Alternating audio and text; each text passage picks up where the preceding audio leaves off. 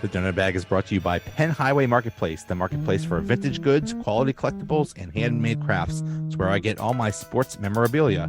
Go to facebook.com/Penn Highway. That's facebook.com/PENNHWY and mention I sent you. Oh, that hurts. Okay. Happy New Year. Okay. Happy New Year. Happy New Year. Okay. I'm going to put on my hat that I just got today. Okay, it has been a while, and boy, do we have a lot to talk about. About what? Yeah, I don't know. It's a really slow thing. So we were off last week, and but before that, the Colts game happened, and that was I basically the end of the low point of the season. They lost 30-13 to the Colts. It looked horrible. Mitch played and it was horrible. They pull Mitch, and in the last couple minutes they put in Mason Rudolph because I think Tomlin knew he's going to Mason Rudolph for the next game. So Mason Rudolph gets his chance against Cincinnati, and that is wild that he has come to that point where he wasn't even. I mean, the third string, the can't even think about it. Now he's getting his starts. Okay, he hasn't started in what 2-3 years. What's he gonna do? He's probably gonna suck, right? He looks awesome against the Bengals. Amazing. It was beautiful. And then he gets another start against the Seahawks, and he looks awesome. And now they've put up more than 30 points every single time, or 30 points or more every the past two games with Mason Rudolph. And wow, I just want to I love this story so much, and I think I want to go back to the end of the Bengals game. They were interviewing Mason, and he was just saying, thank the Lord, thank Jesus, whatever, blah, blah, blah. Your standard, things he said. And I think it was Alex Highsmith that also was interviewed with him. And instead of Alex Highsmith, who had a great game, talking about himself or the defense or the team or which, any of those things he could talk about, he went out of his way to talk about Mason Rudolph, about how happy they are for him, and how just so happy they are that Mason Rudolph could have easily just checked out. He could have easily said, "Oh yeah, screw this. Obviously, I know what you think about me. Screw this. I'm just gonna collect a paycheck. Just sit on my chair and do nothing." And you could tell he put the work in. You could tell. Yeah. Let's just talk about Mason. I just want to talk about how this great story. Who wants to start? Yeah, I did not have it's him amazing. saving the season on my 2023 bingo card. Oh my God. Not at all. Oh my God. Nobody did. Yeah, I think it's amazing the amount of work, like how he's developed without playing. You know what I mean? Like Kenny's been playing and he hasn't been developing well. Mason hasn't been playing and he's developed. I mean, he has a lot more years under his belt than Kenny does. But he's been doing it all. We've never seen this before. Right. Yeah, exactly. See this 2 years ago when he played for Ben when Ben had COVID. No. Right. No. He had the battle between him and Duck, and both of them never really looked great. And I think it's a mix of both. It's a feel-good story, and it's a bit of circumstance and drama, right? I mean, anytime a third-string quarterback works their way up on almost any team and they win with him, that's a great story. You throw in the fact that, he passes a $10 million backup and kind of saves the day there. Kenny's hurt. You go to him. They start winning, and he starts doing a lot of the things that we wanted Kenny to do, right? And it's not like Joe, you said he played great. He did play great, but, I mean, last week he was 18 of 24, 274 yards, 12.6 yards, no touchdowns, but that's kind of thing you really want out of a backup quarterback, or even out of what we were hoping to get out of Kenny Pickett. So, but yeah, they've scored 30 points in back-to-back weeks, something we never thought we'd see again, and we thought we'll have to wait till next year. But yeah, so now all of a sudden what he's also brought is a quarterback controversy that I guarantee you Mike Tomlin didn't want to be in week 17 in. And here we are, the four of us talking about. It's fun to talk about now. I think a more interesting story is what happens after this. Whether they win or lose against the Ravens, the story is now what? Are they going to bring in Kyler Murray? Are they going to bring in Fields? Are they keeping Rudolph? Are they keeping Kenny? I mean, it's just it's a lot of fun. It's just it's and the drama, we were talking about that earlier on social media. It's like the Kenny Pickett haters love it. The Kenny Pickett lovers hate it. I think the four of us are all kind of like in between, like, well, I think all of us are not big Mitch Trubisky fans. It's like, okay. I think we all can agree on that. We can all unite in that. Yeah. I've always said about Mason that, all these people hate him so much. I don't hate the guy. Do you know what I mean? It's not, this is not personal. This is football. I want to win. I do not care who gets us there. If Barney the Purple Dinosaur goes out and leads us down the field to win games and gets us to the postseason, then yay, he's our quarterback. I don't care how much the person costs. I don't care what draft pick they are. Like, I just want to win. Do you know what I mean? And so if that's Mason and he's the best person, great. I think in the past he's shown he's not that person, and I think, not utilizing him more was justified.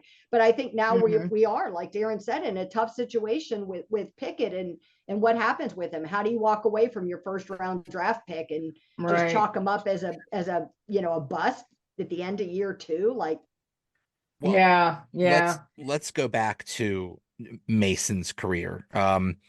He starts out, was it second round draft pick or third? I forget. Third round draft pick with the first round grade, which is what is always said about him.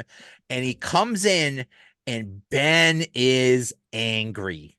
Why did you draft him? I'm only a guy in my mid-30s that's about to, at the end of my career. How dare you try to pick my successor with 150 injuries or whatever? Right. Yeah, how dare you? Right. When they could have used an offensive lineman in that area. Yeah, that would have been that would have been nice. But they thought they had a first round guy, so it's like, okay, cool. Here we go. And when he does play, when Ben does get injured and he does play, it's not great. He got sat for Duck, but I mean, he also had some good games too. But he had that time where he got knocked out in the Ravens game, and he was made to look like an idiot because they took off his face mask. He looked like an extra from Spaceballs. They put him on the cart, and the cart doesn't work, and it's just all comical and stupid. Then the whole Myles Garrett thing happened. And he gets bopped in the head with the helmet, and then a couple days later he's accused of being a racist. So now the whole country thinks he's a racist. So there's that. Then he fights with Duck. He battles with Duck, and he gets pulled for Duck, and then he comes back into the game, and I think it was like one of the last games of the season against the Jets, and he actually looked good, but then he breaks his collarbone. So then it's done. And then really the last time he got to play was that game someone mentioned against Detroit, where he looked horrible. And that was the COVID year. And I think that was a game where Ben was supposed to play. He was practicing all week. And then the night before, they're like, the night before, yo, you got COVID. You're not playing. Mason's playing. Yeah. So I'm guessing Mason got in there with like no practice time, no preparation, nothing. And he looked horrible. And I think that game basically set the organization to say, this isn't our guy. This guy. Because I mean, Tomlin went out of his way to say, Tomlin went on his way to say in the next press conference that Mason sucked. So I think and Tomlin never does that, anything like that. He never trashes the quarterback. So that wasn't good. But then and that's it. And then basically the organization soured on him. And so did the rest of the league. Nobody else wanted him, and he comes back. No. He comes back, and they said there's a competition, and really there wasn't. Obviously, they were going to, give it to, first they gave it to Mitch, and then give it to Kenny. Mason never had a chance, but still, Mason never, he never pouted. He never complained. He just put in the work, and you could tell that now he looks, he is doing something that we haven't seen for 2 years now. He is running a functional offense. And it's so simple. It's so simple. This is all we wanted all along. Find the open guy. That's it. Right. Yeah. Hit the open guy. And then if you could run. And if not, if something's open, just take what the defense gives you. That's all we wanted. Yeah, he looks strong in the pocket. He looks accurate when he's throwing passes. All of this, opens up the run game. I mean, 300 yards and 4 or 5 touchdowns over the last 2 games. I mean, it's pretty amazing. It really is, because it's like in the offensive line, it seems like everybody is like that Mason's brought a spark to this team. You know what I mean? Like Kenny was starting to play a little bit better. Not anything like last year, but he was starting to come together, and then the whole injury thing. But yeah, Mason Rudolph, he's brought the spark to the offense. You know what I mean? That was lacking with both Kenny and Mitch. I was the first to say they're going to bring in Mason. How is he going to do anything different than these other 2 quarterbacks? You know what I mean? Because I thought it was a systematic issue, and there's definitely still some systematic issues. But the fact that like Mason's come in and he's looked confident and he looks like a leader, he looks like a quarterback, is pretty amazing considering how little actual in-game experience he's had over the past 5 years. Right. And maybe that's it. Maybe there's not a lot of pressure on him, coming in. And I mean, you think about it, the third string quarterback's probably one of the best jobs in the country. I mean, unless things go really bad, you're probably not seeing a lot of playing time. Your job's to help call plays, help warm up the quarterback, help warm up the receivers and tight ends, do some run throughs, and that's it. And you get paid your millions. And if you stay long enough, you get a nice NFL pension, and you're pretty much set. And here he is thrust in the spotlight. And I think one of us, maybe it was me, maybe it was Allison, I don't know, said in the beginning of the year, if we get the Mason Rudolph, we're in trouble. Well, we are in trouble. Right. Dangerous in the playoffs. Probably are not going to make the playoffs. But again, then you have to wonder too. I am very curious if he goes in. I think what's going to happen. I think they'll lose Sunday. I think the Ravens will play their players. The Ravens are the hottest team in the NFL right now. They're the best team in the NFL right now. I don't think we're going to beat them. What happens after that? I mean, if they don't bring anybody in, you now have a quarterback controversy, and it's going to stew for the next 5.5 months. If you bring in a Fields, or if you bring in Kyler Murray, which is kind of the rumor mill right now, that'll make it a lot more interesting. But if you don't, now it's even more interesting, right? And intriguing. It's just who Mason Rudolph finished. What if they do score 28 points in a losing effort? Hey, we scored 28 points, still look good. We lost there football, but we still were competitive. Now you're running Mason Rudolph on 3-game running streak. Kenny Pickett. Again, I to your point, LeeAnn, there's so many people that just outright hate the guy. I don't get that. I don't. I would still think Kenny Pickett's the guy going into next year. But and Mitch Trubisky, sorry, Mitch. No, I don't think you're gonna like what's gonna happen. That's one thing we could all agree on. He unites us in one thing. We all hate Mitch Trubisky. Even the Steelers, even Tomlin hates the guy professionally. But it's going to be real interesting what happens. Ben Roethlisberger said on his podcast this past weekend during the game that he doesn't care what happens with this next game. The Steelers will 100% go with Kenny Pickett to start the 2024 season because they will never admit that they failed at picking the first round draft pick. Do you know what I mean? No. So to bench him or to call him a bust or to put somebody else in front of him is to admit some sort of failure, and the Steelers organization won't do that. So he said all this speculation about them bringing in somebody else or drafting a quarterback, he said it's not happening. No, I agree. They're going to ride him into the ground, and that's it. It's not going to happen. I mean, the Bears are now in a very interesting position, right? They own the first overall pick. I mean, how bad is it to be a Carolina Panther fan? You suck. Yeah. There's no way to address that in the first round come April. You don't have a pick. Your owner's throwing drinks on fans. It's just not good in Charlotte right now. And, I mean, there's no means to an end. And the Bears are sitting there, and Fields has actually looked pretty decent in the second half of the season. Do they keep him? If they offer him up, there's probably a lot of teams that will do anything for that first spot. Or they trade him to whoever, and they go for, I think Penix will be, especially after this past weekend, I think he's going to be the number 1 overall pick, or people will be vying to get that pick. And the Steelers are kind of in that same position in a different way with everything that's going on. And so, if they don't bring anybody in, to your point, Joe and LeeAnn, if they don't bring him in, I think you still are going to have a controversy going into training camp.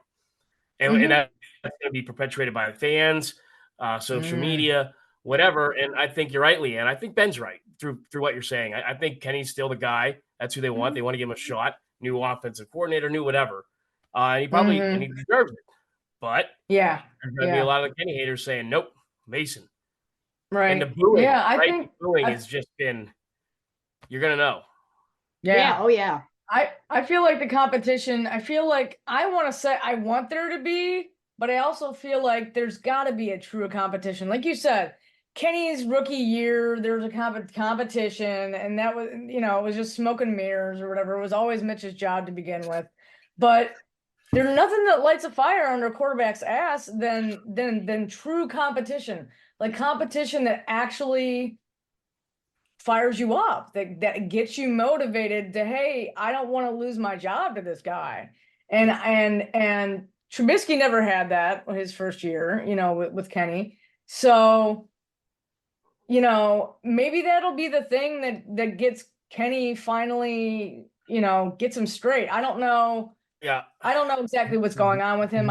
Everybody thought he was going to be improved, or at least most people thought he was going to be improved this season. He's taken steps back, and makes you we wonder all what's going on. blamed Matt Canada, right? Yeah, and it turns out maybe it wasn't Matt Canada. Maybe it was, but maybe it wasn't, because this is basically still the Matt Canada offense. But that's what we've been screaming at for 2 years now with Mitch and Kenny. It's like, dude, there's open receivers. Just hit the open receiver. And the thing about the thing that Mason is doing that's different from Kenny and Mitch is he will stay in the pocket and he'll find the open guy. He actually reads the field. He actually goes through progressions. Kenny, every single time he's scared, he panics. And he does that spin move right into the arms of a thing. I think the guy needs hugs. I think he has marital problems, because he wants to be hugged. He wants to be sacked. He needs hugged. And another Rudolph and Pickett are running the same offense, though. They're running the same offense. It's not like it's a different system for Rudolph, and he's finding ways to be successful with it. So maybe he's not so skittish. Maybe he's reads the field better because he's been around longer, whatever it is. Do you know what I mean? But it's still the same offense. And we really only saw Pickett play one game without Canada at the helm, and he run it. People called it like the best game of his career, and thought he was like trending upward, and then he got hurt. So I do feel like the Kenny Pickett apologists all have this like clause, like, well, we didn't really get to see him without Canada because it was just that one game, and that's going to be like this excuse storyline going forward. Right. Yeah, but sorry, go ahead, Darren. Oh, thanks. No, and if you're picking through what you're seeing, like the real journalists who are actually breaking stuff down, like LeeAnn just said, like, I think Pomp, a couple other guys were posting the pass distribution chart, right? You're seeing like where he was throwing versus Kenny. Now that's something that does interest me, because it's saying, okay, for some reason, Mason's picking that up better right now. Not not because Kenny Pickett sucks. It's because maybe he needs this or that to get to that and have that. But that I find interesting. But the other thing that's a part B to the story too, and I hate to bring it up, Joe, or hate to harp on it, but in what universe did Tomlin and his staff think that Trubisky was the better guy to start over Rudolph? Because if they did start Rudolph in the games in which Mitch started, hell, we're probably in the playoffs going into this weekend, probably last in a wild card, but we're probably sitting at 10-5. And that part gets me. So what are you seeing out there? And if you can't see that, are you not able to help see Kenny Pickett, see what he needs to see? And now you're finally getting there. It's took you week 17 to get there. So Mason Rudolph's seeing it. And they keep, the national media keeps saying how wonderful Tomlin is. Oh, he's overcoming all these things. He created these obstacles. Okay. He's overcoming things that the problems that he created himself. If they had, Mason start against Indianapolis, they win that game and they're in the playoffs easily. Yeah, I guess they probably would be. And I think that's the other point too. You look, and it's where the staff may be failing these quarterbacks. It's scheming, right? Like, again, we talked about this, I think 3 weeks ago. There's a guy who just, 2 months ago was sitting on his couch doing nothing. And now he's starting for the Browns and he's breaking records. He's already, I think, thrown more touchdowns than Baker Mayfield did at this part. And I mean, Joe Flacco is leading probably the second or third hottest team in the AFC into the playoffs right now. And yet we aren't able to put that together, whether it's Kenny Pickett, whether it's Mitch Trubisky, whether it's Mason Rudolph, whoever the hell it is. We seem to fumble around ourselves and we finally kind of get to it. And that's the kind of thing that, I don't know why Mason is able to have a better pass rating, see the field better, get to the open receivers better, but he is. And to someone's point, I mean, as you or LeeAnn or Allison, this is the same guy 2 years ago who, we're going to start Mason. Now we're going to start Duck. No, we're going to start Mason. Right. All respect due to Duck Hodges. He was not good. No. I mean, not good at all. And you lose to Duck Hodges, you lose So, And that's, I think, back to what you said, Joe, starting on this whole thing is, I just don't think he had the pressure on himself. He just sat there, third string QB. He could probably see this drama building. Kenny's pissed off. Mitch isn't well liked. It's not going well. I might get a shot. I'm just going to hold back, do my thing. And if I get my thing, I'm just going to do it. That's what he's doing. The controversy right now is, did Kenny refuse to be a backup? I don't want to get into the Pittsburgh media wars. I'll remain Switzerland on that one. But when they did ask Kenny last week, it said, "Hey, did you learn anything while being on the bench?" He's like, "Nope." That was a little petulant. Like, that was a little like I'm mad I'm not the starter, so I'm going to be a baby. That was just one thing, but still, maybe there is something there. It was the tone too, like the tone he used. Like he didn't look like he wanted to be talking to the media when he was talking to the media at that point, and he looked like he was. How do you just not lie, even if that's true? Like, how are you not grown enough to just lie and be like, just give some stupid cliche? Right, something, he did such a good job and blah, blah, blah. I mean, just something. Like, come on, man. Grow up. Yeah, make something up, man. Make something up. That's the second year guy in him, you know what I mean? Like, it is. He's young. You'd think he would be smart enough quick enough on his feet, but we already know he's not.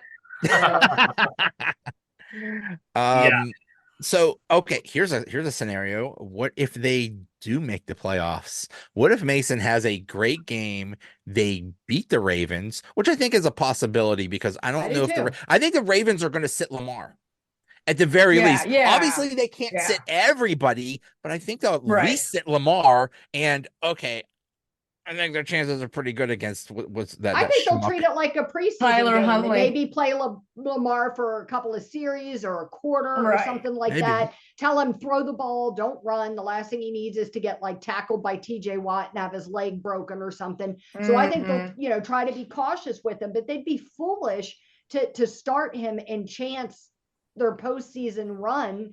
You know what I mean? Injuries happen all the time. Injuries to Lamar happen a lot. So why would you chance it if you don't have to? I mean, I get pride, and I heard Lamar said the Steelers are a thorn in his side, that he sat 1 year and he wasn't ready in the playoffs and they lost to the Titans or whoever it was. And so now it sticks in him like it's like a sore spot, that he doesn't play. And I get the competitiveness. The guy's a competitive dude. I mean, I don't blame him for wanting to play, but you got to be smart. I think he'll play a little. I don't think he'll play the whole game. I agree. I think he plays maybe the first half or something like that, unless, no, all that's true. But, and the other thing too, that you guys, I guess you can see it on a stat sheet and you can't, is it does seem, since Mason's took over the offense, that everybody's responded. I mean, look what's been going on with George Pickens, who we all were hating on. I mean, total 180. And he blocked on that Jalen Warren touchdown play. The running backs are running with angry. Broderick Jones almost killed a guy 3 times. I mean, he was blocking down. He was killing people. And it just Broderick Jones angry is Godzilla.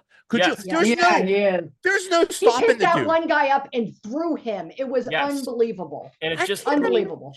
And I think that's something that all of us can say as fans, and how we cover the team and whatnot. And it's noticeable. They are responding and to that. And I'm not Kenny Pickett lovers. I'm not saying that Kenny doesn't do that. It just seems like that's another part to what Joe's saying.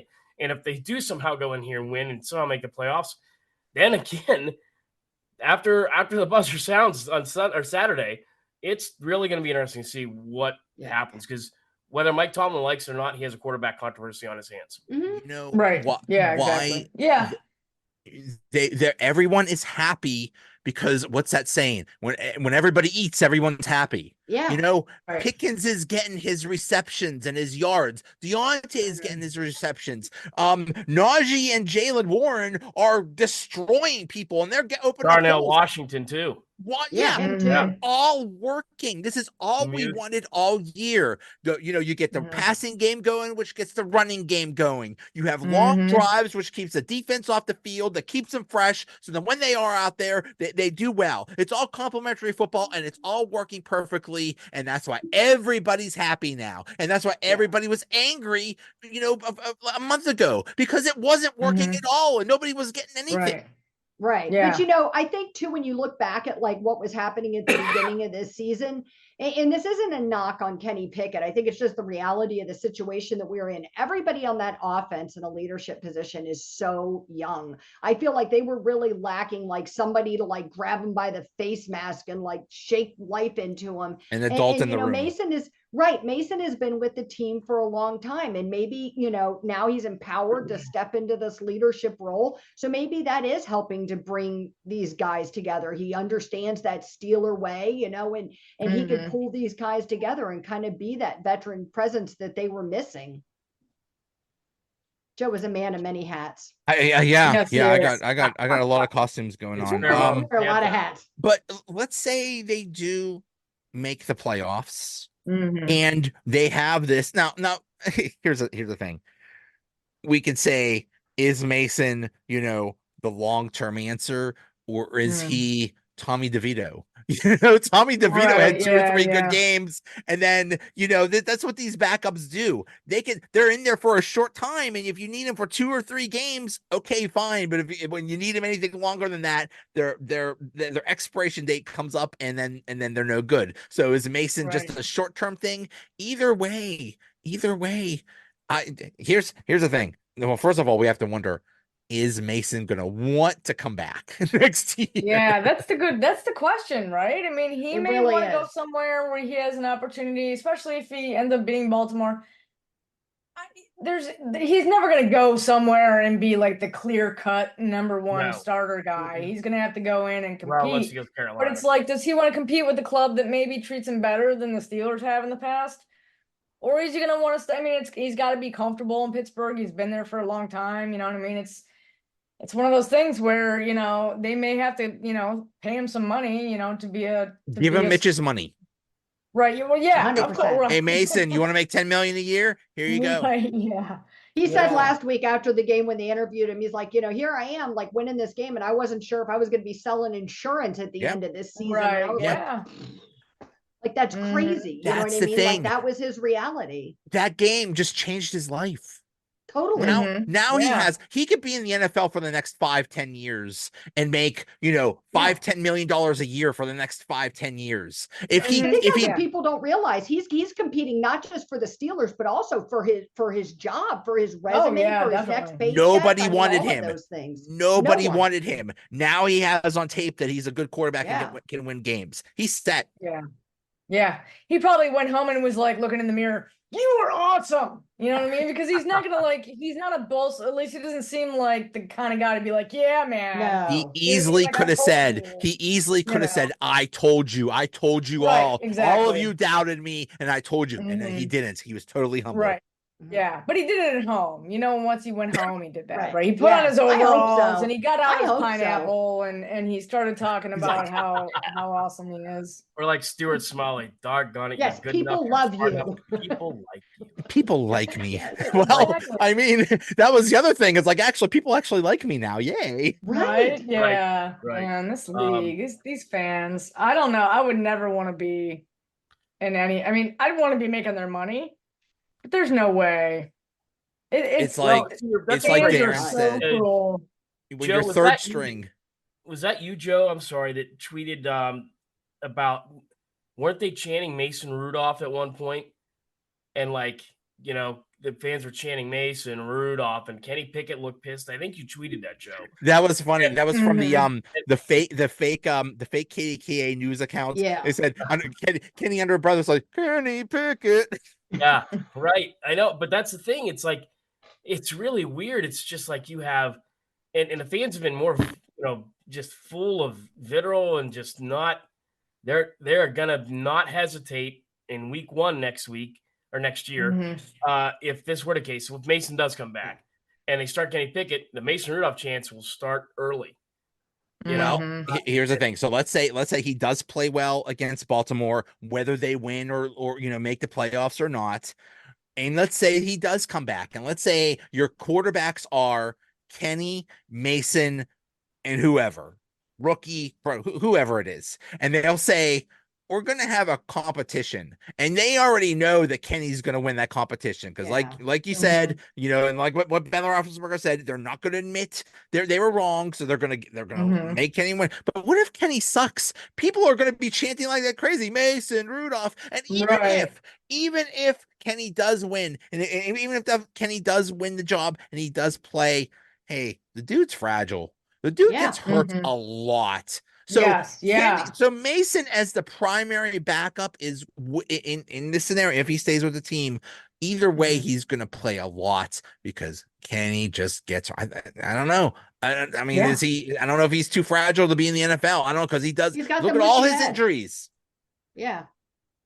I mean, that's one reason right there to draft. I feel like they have to draft a quarterback mid to late round because you see all these guys come in this year, especially, you know what I mean? And they've come in and they've played well and they've all been like, they haven't been high draft picks, right? So you kind of have to I feel like you got to take a flyer on somebody because you never know these days, right? You never know who's going to end up being the next Brock Purdy, right? So it's like, and it does have a lot to do with what Joe said. It's not so much that we're not sure what we have from him yet, which we don't. But it's the injury factor. I mean, he's had like a bunch of concussions and he's always injured, and you've got to have a solid backup, especially these days. You know what I mean? And I think the NFL is so different than college. I don't know that I think that Penix necessarily is like a lock to come in and light the NFL on fire. It's very different system than what he's playing right now. The dude is old and he's had a lot of injuries himself. So Penix looks great, but and you know how it's going to go. They're not going to have a shot at Penix. They're not going to have a shot at the top 5. No, but I just say that as example. Like even if you had a shot at him, is that your best bet? Because sometimes I think you're better off looking for the sturdier guy that comes a little bit later that maybe needs to develop a little or bit. The old guy. Work him in your system or the old guy. Or the old guy. I mean, Joe Flacco is lighting it up because for one thing, genius. I hate that the Browns did it. For one thing, the Browns have a good offensive line, so they're giving him protection for the most part. But that's all it is. It's just intelligence because he's done it before. Maybe it's that simple. Maybe you just need the experience. Yeah. Although the experience didn't help Mitch much, but anyway. Right. Or, maybe you show some loyalty to Kenny Pickett too, and you build an offensive line around him. You get a better center.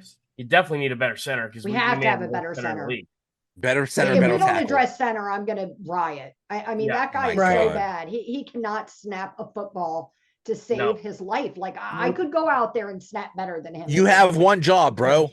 Snap the ball. Freaking job. Snap the ball and he can't do it. And how do you not have him standing there at practice like you can't go home until you snap the ball 7,000 times today correctly? Don't make me turn the car around.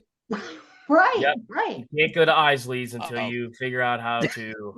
Right. Yeah. No Eaton Park for you. Snap the ball.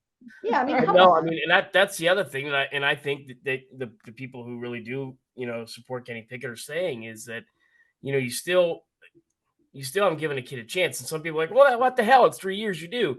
But we live in a society today where patience isn't so much of a virtue as it used to be. But both things can be true. That's what I keep telling people, that all the things can all be true. Like Mason could be successful. Right. Kenny didn't really get a chance. Matt Canada hurt him. Yep. Kenny has issues reading the field. All of those factors can be true at the same time. It doesn't have to be just the one that fits somebody's narrative. And the Steelers have been through this before, believe it or not. All of our grandfathers and some of our dads You know, when Terry Bradshaw didn't exactly just come in, start, and ride off in the sunset. There was Right. Jefferson 3-4 Joe. years. There was Harry Hanratty. There was that was almost not exactly, but a very similar scenario to what we're looking at now. Until they finally realized, you know what, they Terry constantly Bradshaw, benched. he's the guy. There you go. He's the guy. The Mad And Baller. trashed him. Just Blonde totally Bomber. trashed I him. love, yeah. I love that Funko. the Funko, Yeah. even the Funko doesn't have hair on poor Right. Terry Bradshaw. My goodness. That's right. But the thing is, you know, and now we're saying, oh, look at Mason. He can see the field and he sees it like that. Mason in 2019 was Kenny Pickett now. You know, there's a reason he got benched because he wasn't running the offense. He wasn't making the progressions. He couldn't hit a donkey in the ass with a tennis racket. Yeah. I mean, it was awful. And you know, I mean, that's what I'm sitting there watching, like, it's kind of fun. But I remember when this guy wasn't that good. You know, we'll see. And don't forget, there's going to be a new offensive coordinator, and who knows what they want. Who knows who that's going to be? And who knows who that's going to be? I doubt it, but there could be a new head coach. I mean, so that's why I said it could be a really wacko, crazy offseason. It's possible. It's possible. Anything's possible. As long as they just need to hire from the outside. Oh my God. Do not hire with winning experience who knows what he's doing in the NFL.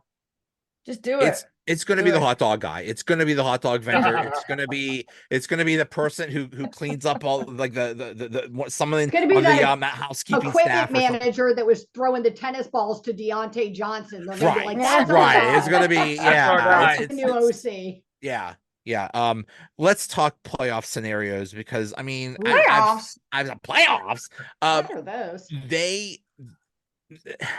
It depends on who you look at and who you talk to. They have either an okay chance or a good chance to win. Basically, if they win, Buffalo loses, they're in. Or if Jacksonville loses, they're in. Or if Houston and Indianapolis tie, they're in. Whatever. But even if they lose, they could.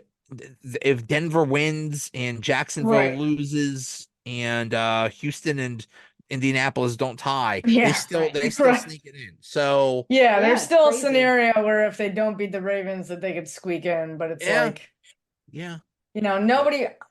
It's just really difficult, and I've said this a bunch of times. I just don't want to see them in the playoffs. I just don't.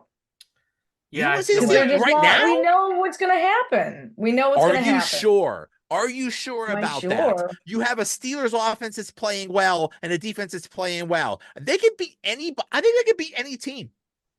I think they could beat any team. I think they could go into Kansas City. Kansas City sucks this year. I'm sorry. Kansas City does suck. I'm sorry. The only way they would lose. The only way they would lose at Kansas City is if Taylor Swift goes out there and interferes with the game or something like that. Right. They can beat Miami. They can beat Buffalo. They can beat anybody right now. Basically, right now, the AFC is a whole bunch of suck. And the only good team is the Ravens. And the Steelers have beat the Ravens, I think, 6 out of the last 7 times. So I really like. Oh, I would love to see. Oh, give me Browns. Give me Steelers at Browns again, round 3. Let's go. Let's go. Joe Flacco is Cinderella. And at some point, the dude's going to hit midnight. You watch. He is going to. It's a wonderful story. It's a beautiful, feel-good story. The guy's 79 years old. He is going to break down at some point. Okay?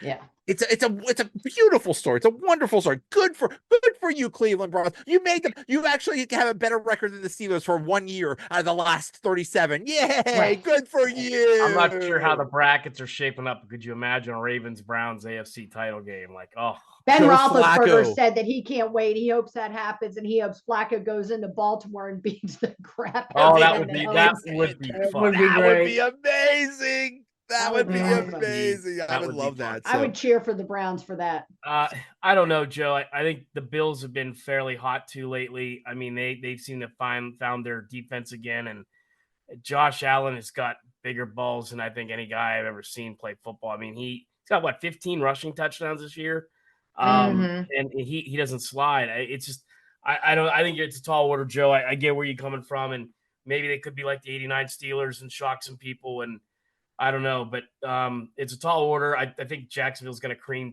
Tennessee because Jacksonville's fighting for a seed, I believe, too. So if they beat Tennessee, there's a good chance they can walk into a bye, maybe clinch a second. So they have a lot to play for, and that Titans team's been one of the worst teams in the last month. So I think that's what's our detriment there. But and we lost to Jacksonville, of course. It's probably Vrabel's last game as a coach. It's Derrick Henry's last game with them. It's Tannehill's last game with them. So either they just decide to go out on a bang. I don't know. Yeah, I think Tennessee has a good chance, and Jacksonville's not been playing well lately. Yeah. That's true. So Tennessee's always unpredictable. They are, yeah. I think they got a real shot at beating them. It's one of those things, like those well-coached teams, they always have a chance. Belichick, for Tomlin in there, Mike Vrabel, the Rams, the well-coached teams, they always have a chance. And so I think the Titans will be okay, but we'll see. Okay. We're good. We're good now. Who's barking? We are. Bentley. That's me. I was gonna say it's Bentley. It's gotta be Bentley. It's Bentley. I was saying it's me. How does Bentley feel about the Steelers' playoff chances? Bentley feels very good about it. That's what he's barking about. Let me in. Yeah, he feels very good about it. He's got his jersey just in case we need him to suit up. He's ready to go. Do you really have a jersey for your dog? Oh yeah, both Penguins and Steelers. Oh, that's amazing. That's amazing. Is it a player jersey or is it just like just a number jersey? Okay. Yeah, just a number, random. Gotcha. Yeah. He's snap the ball? Snapping the ball. That's what we're working on right now with his little tiny short stubby legs. Won't clear his stomach is the problem, but we're trying. Yeah, but it does a better job than the current center. Right? Yeah. Oh boy. Lord Bentley starting for Mason Rudolph. That's right. He could do it. That's right. Yeah. All right, guys. Thank you very much. Happy New Year. Thanks, Joe. Happy New Year, everyone. Hope it's a good year. Yep. All Ladies, right. guys, everybody's. We'll see you. Yes.